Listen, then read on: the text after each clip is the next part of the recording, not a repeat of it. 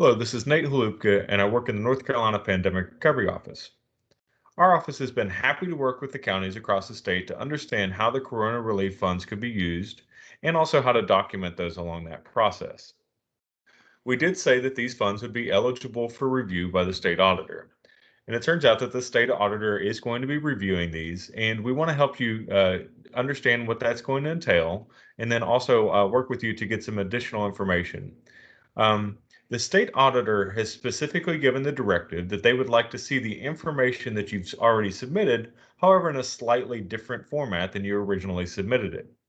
If you remember back, you were submitting monthly reports on those C2 and other forms reports, and there was a section B that kind of gave a line item breakdown of that.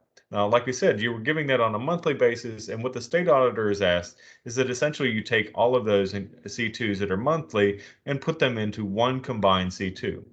Now, over the next couple minutes, we're going to walk you through exactly kind of what that's going to look like.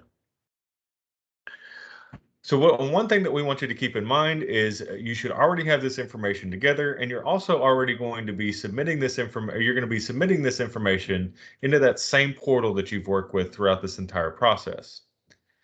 Now, what we're looking to is a kind of a start date to compile this information.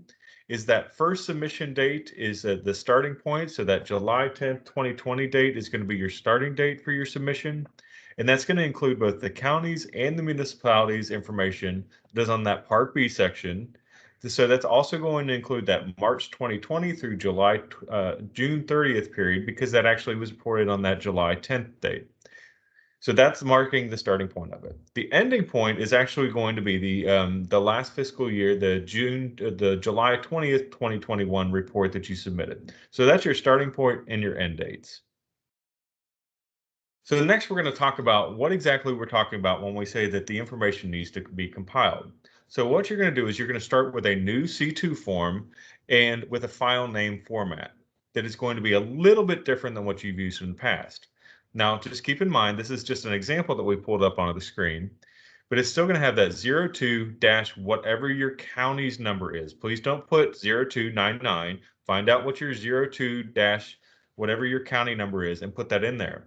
But specifically, make sure that your heading says Attachment C2 Combined FY 2021, and then put your county's name on there. Okay, so whatever county it is, put that on there. And what this will help us do is to quickly pull this data together and be able to provide that to the auditor. Now, on the Part A, about the only thing that you really need to fill out is across the top, where you're giving us the name, the contract number, and the authorized funding amount. Now, all of this information should already be on your C2, so it's a quick little pulling in the information that's there, and that should only take you a couple minutes. The next part should also be fairly easy, but this is the bulk of where the work's going to be.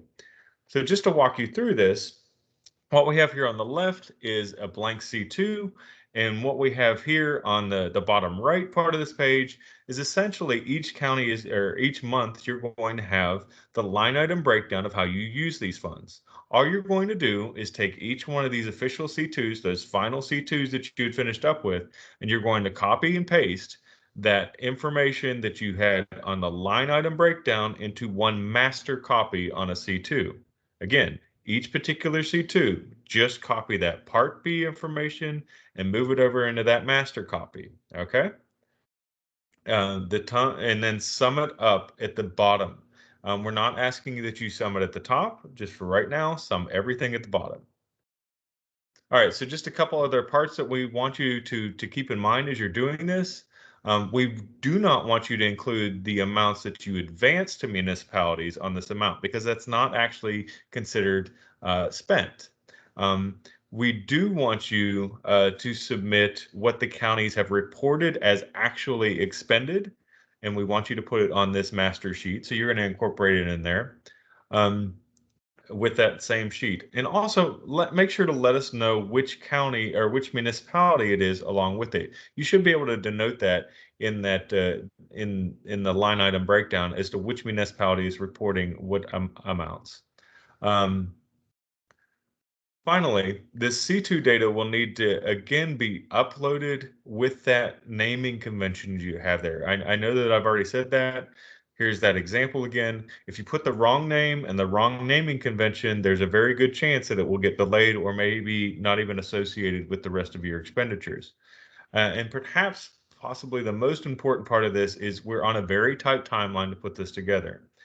Please make sure that all of your combined information is done and uploaded to this link no later than August the 17th. The good thing is this should just be a lot of copy and paste, and you should be able to compile this together already. So it should not be creating any new data. It's just making sure that we have the correct final and single information into one single document. As always, we'll be here to answer any follow-up questions that you have, and we thank you. And thank you also to the North Carolina Association of County Commissioners for assisting us in getting the word out. Thank you, and have a good afternoon.